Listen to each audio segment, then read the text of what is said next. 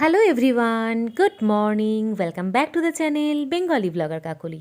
কেমন আছো সবাই? তাড়াতাড়ি বলে ফেলো। আশা করি সবাই ভালো আছো আর আমিও বেশ ভালো আছি। সকালবেলা কিচেনে চলে এসেছি ব্রেকফাস্ট বানাতে। ব্রেকফাস্টে আজকে একটা অন্যরকম জিনিস অনেক দিন পর বানাচ্ছি।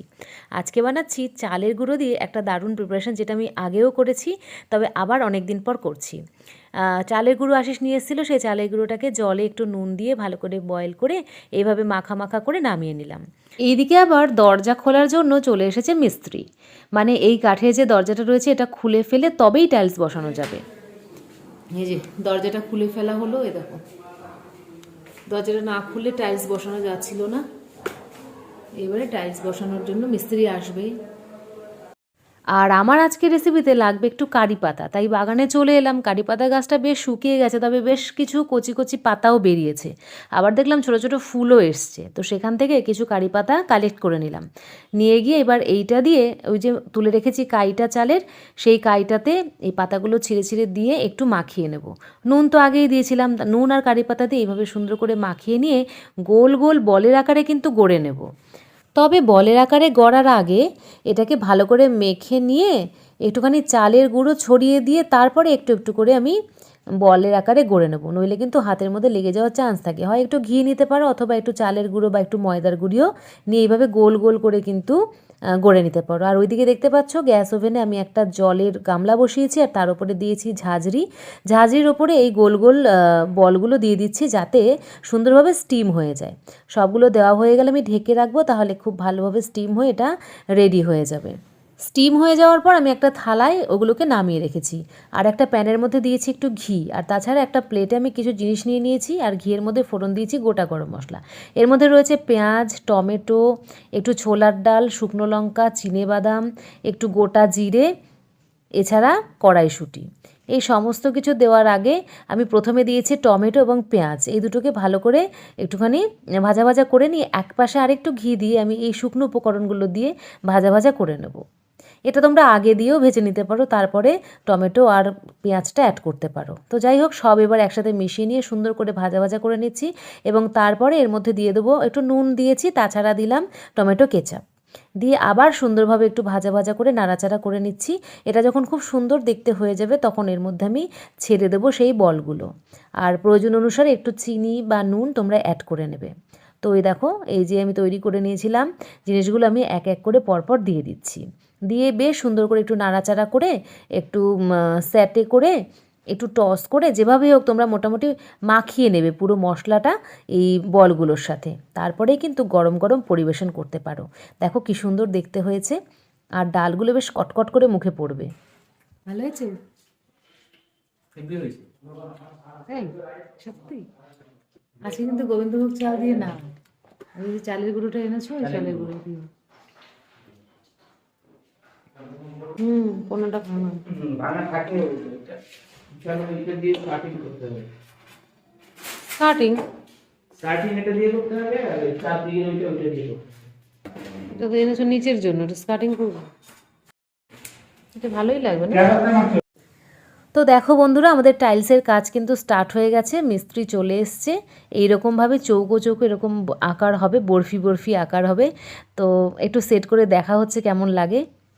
এই দেখো, তো দুই একটা মানে ভাঙা বেরিয়েছে, তো সেটাই মানে বলা হচ্ছিল যে ভাঙা বেরোলে স্কার্টিংয়ে ব্যবহার করতে হবে। যাই হোক, এবার আমি চলে এসেছি আমার ভাগের খাবারটা খেতে। তো বেশ ভালোই হয়েছে, তবে গোবিন্দভোগ চাল দিয়ে করলে কিন্তু আর একটু বেশি ভালো হয়। আজকে আমি সেদ্ধ চালের গুঁড়ি দিয়ে করেছি, এবং ঘি দিয়েছি বলে গন্ধটা এসছে, তবে গোবিন্দভোগ চাল দিয়ে করলে একদম ফাটাফাটি হয়। তো একটুখানি তফাৎ হয়েছে এই চালের গুঁড়ো দিয়ে করাতে। তো যাই হোক, এরপরে আমি তোমাদের না কিছু জিনিস দেখাবো। ব্রেকফাস্ট খাওয়া হয়ে গেল, তারপরে না তোমাদের দেখাতে বসলাম। দেখো, অ্যামাজন থেকে বেশ কয়েকটা জিনিস এসছে আমার। কী কী এসছে একটু দেখিয়ে দিই, আনবক্সিং করবো। এই বক্সটাতে করে অনেক কিছু পাঠিয়েছে, সবই কিন্তু কাজের জিনিস। ডাভের 3টে সাবানের প্যাক, ঠিক আছে? এটা আমি ইউজ করি, বেশি করে নিলে তোমরা কিন্তু অফার প্রাইসে পাবে, তো তোমরা নিতেই পারো। এরপরে আমি হেয়ারে যে শ্যাম্পুটা ব্যবহার করি সেটা হচ্ছে স্কোয়ারসকপের বোনা কেয়ার। তো এই শ্যাম্পুটা নিয়েছি, নিতে চাইলে ডেসক্রিপশন বক্সে গিয়ে তোমরা লিঙ্কে সব পেয়ে যাবে। দেখে নেবে। আর নিচে দেখো এই হোয়াইট কালারের একটা নেল পলিশ, সেরি গোল্ডের হোয়াইট কালারের এই নেল পলিশটা। হোয়াইট কালারের নেল পলিশটা অনেক কাজে লাগে, কারণ হচ্ছে মানে নেইলে দেওয়ার কিছুই তুমি লাগালে না, কিন্তু নেইল যেটুকু এক্সটেন্ডেড আছে ওইটুকু জায়গায় যদি হোয়াইট লাগিয়ে দাও তাহলে খুব সুন্দর দেখতে লাগবে। ওটাকে কি নেইল আর্ট বলে যেন, মনে পড়ছে না এই মুহূর্তে। তো হোয়াইট একটা নেল কালার নিয়েছি দেখলে। এরপরে দেখি এই বক্সটায় কি এসছে। ওয়াও, আরেকটা নেল কালার নিয়েছিলাম, কি সুন্দর কালার দেখো। এই নেল পলিশটা এসছে, এটা হচ্ছে ডি বেলার জেল নেল লিকুইড।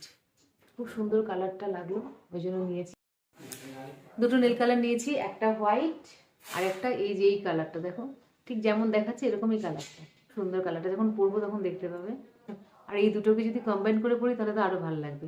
প্রত্যেকটা প্রোডাক্টের লিঙ্ক কিন্তু ডেসক্রিপশন বক্সে রয়েছে, ওখানে গিয়ে তোমরা চেক করতে পারো, নিতে পারো। প্রত্যেকটা প্রোডাক্টের লিঙ্ক একটা লিঙ্কেও পেয়ে যাবে, যেটা মাই হটস্টোর নামে রয়েছে।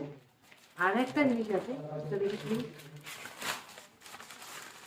এটা হচ্ছে এই যে এইরকম যে হেয়ার ব্যান্ড গুলো পাওয়া যায়, দেখেছো, এই হেয়ার ব্যান্ড গুলো নিয়েছি।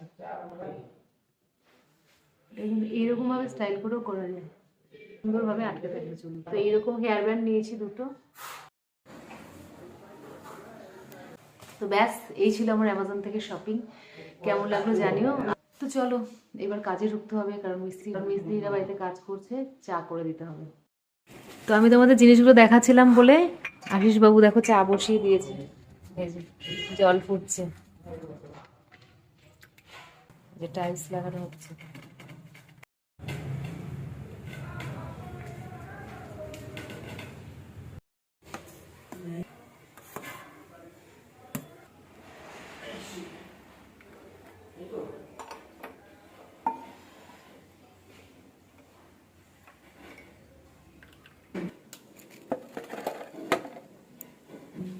হ্যাঁ ভাই, চা নাও। তো আসলে ফোন দিচ্ছি। জলখাবার খেয়ে মিস্ত্রিদের চা দিয়ে এবারে চলে এসেছি রান্না করতে। এই যে চিকেনটা ধুয়ে রেখেছিলাম, চিকেনটা প্রথমে একটু বয়েল করে নেবো, প্রেশার কুকারে একটু নুন আর জল দিয়ে বয়েল বসিয়ে দিলাম। আর এদিকে ভাত দেখো ফুটছে, এবার মাংসের যে মশলাটা সেটা করে নিচ্ছি। তার জন্য আদা প্রথমে একটু কেটে নিচ্ছি, একবারে মিক্সার গ্রাইন্ডারেই আমি রেখে দিচ্ছি। আর এই দেখো রসুন ছোলার পদ্ধতি, একটু সহজে রসুন ছোলা যাবে।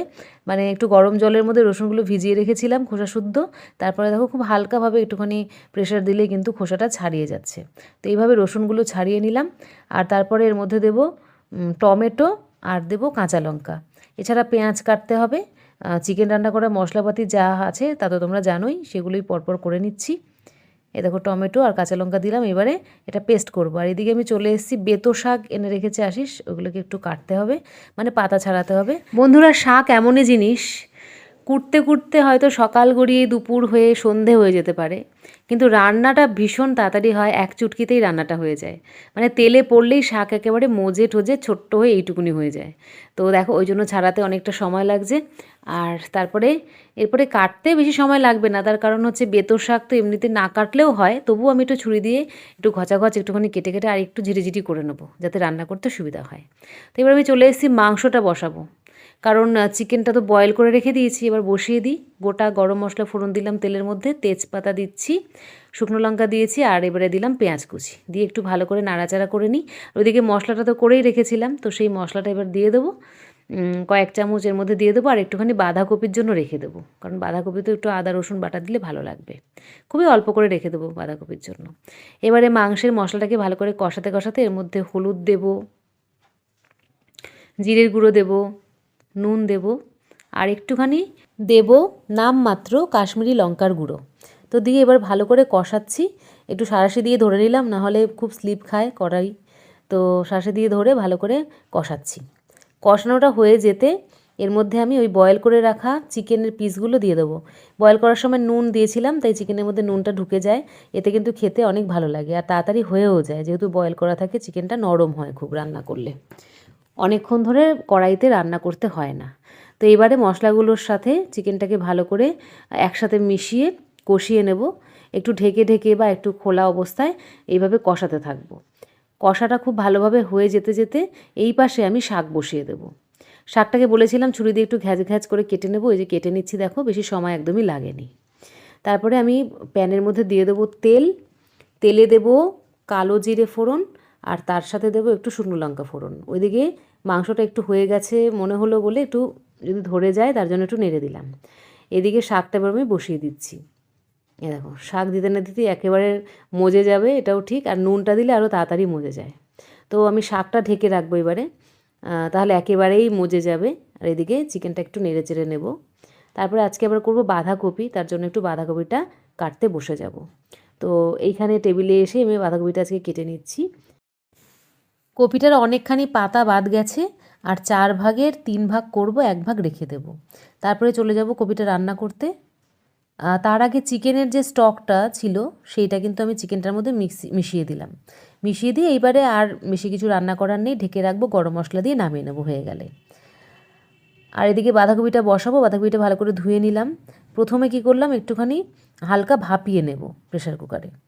ভাপানো হয়ে যেতে আমি এদিকে মশলা তৈরি করছি বাঁধাকপির। পেঁয়াজ, কাঁচা লঙ্কা, শুকনো লঙ্কা আর একটু বাটা মশলা ছিল ওটা দিলাম। তাছাড়া জিরের গুঁড়ো, হলুদ গুঁড়ো, নুন দিলাম। দিয়ে একটুখানি কষা কষা হয়ে যেতেই এর মধ্যে আমি টমেটো দিলাম। টমেটো দিয়ে আবার একটু কষা কষা করে নিয়ে এর মধ্যে বয়েল করে রাখা বাঁধাকপিটা দিয়ে দিচ্ছি। খুব বেশি কিন্তু বয়েল করব না, তাহলে একদম নরম হয়ে যাবে। একটুখানি এরকম থাকবে, মানে হাফ বয়েল মতো। তো এরপরে ভালো করে আবার নাড়িয়ে চাড়িয়ে নিয়ে এর মধ্যে কিন্তু আজকে একটু কড়াইশুঁটিও দেবো। কড়াইশুঁটি দিয়ে সুন্দর করে নাড়াচাড়া করে একটু গরম মশলা দিয়ে নামিয়ে নেব। এ দেখো হয়ে গেছে বাঁধাকপি। এরপরে আমি একটু আলু ভেজে নিচ্ছি। এরপরে আবার দেখলাম যে বেসিনটা বেশ অনেকটা নোংরা হয়ে গেছে, সাদা বেসিনটা। তো বলেছিলামই সাদা বেসিন প্রচুর তাড়াতাড়ি নোংরা হয়ে যায়, মানে 7 দিন রাখলে ম্যাক্সিমাম আর কি, তার বেশি রাখা যায় না। তো ভালো করে আমি পরিষ্কার করে নিচ্ছি। প্রথমে একটু সাবান দিয়ে এইভাবে মেজে নিলাম, তারপরে ভেজা ন্যাতা দিয়ে ভালো করে মুছে নেব। কলটাও কিন্তু আমি পরিষ্কার করে নিলাম। তো ভেজা ন্যাতা দিয়ে এভাবে মুছে নিলে কিন্তু একদম পরিষ্কার চকচকে ধপধপে হয়ে যায়। খুব ভালো লাগে সাদা বেসিন তখন ইউজ করতে। তো এরপরে তোমাদের দেখিয়ে দেবো আজকের আমার মেনু কি কি আছে। এই দেখো, চিকেনের ঝোল, ডাল, শাক, আলু ভাজা আর বাঁধাকপি। রান্নাবান্না রেডি করে গ্যাস ওভেনটাও পরিষ্কার করে নিলাম, তার সাথে বেসিনটাও পরিষ্কার করলাম।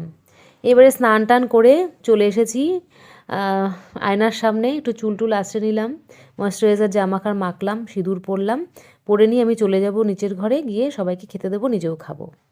আর তারপরে তোমাদের দেখাবো টাইলসের কাজটা কিন্তু এর মধ্যে চলছে। এই দেখো বেশ খানিকটা কিন্তু কাজ হয়ে গেছে, মানে প্রথমে মাপঝোপ হয়, তারপরে সিমেন্ট টিমেন্ট দিয়ে বসায়, তো একটু টাইম লাগে। Good evening. দুপুরবেলা তো মাংস টাংস দিয়ে ভাত টাত খেয়ে এতক্ষণ এই উপরে এসে বসে রয়েছি। আর ওইদিকে নিচে টাইলসের কাজ এখনও চলছে। ঘড়িতে বাজে 6:45। বাবা, আমি ভাবলাম বোধহয় 5টা, 5:30 বাজে। যাই হোক, অনেকক্ষণ ধরে এডিট করছিলাম, সেজন্য ঘড়ির দিকে আর খেয়াল নেই। আজকে সানডে বলে আমার জিম নেই, আজকে রেস্ট। তো গা হাত পা প্রচুর ব্যথা, তো রেস্টের জন্য আরও ব্যথা হয়ে যাবে আর কি। যাই হোক, কাল থেকে আবার যাব। তো আজকের মতো ব্লগটা এখানেই শেষ করছি। আবার তোমাদের সাথে দেখা হচ্ছে পরের ব্লগে, ঠিক আছে? কতটা টাইসের কাজ হয় সবই দেখাবো পরের ব্লগে। Bye, take care, love you all.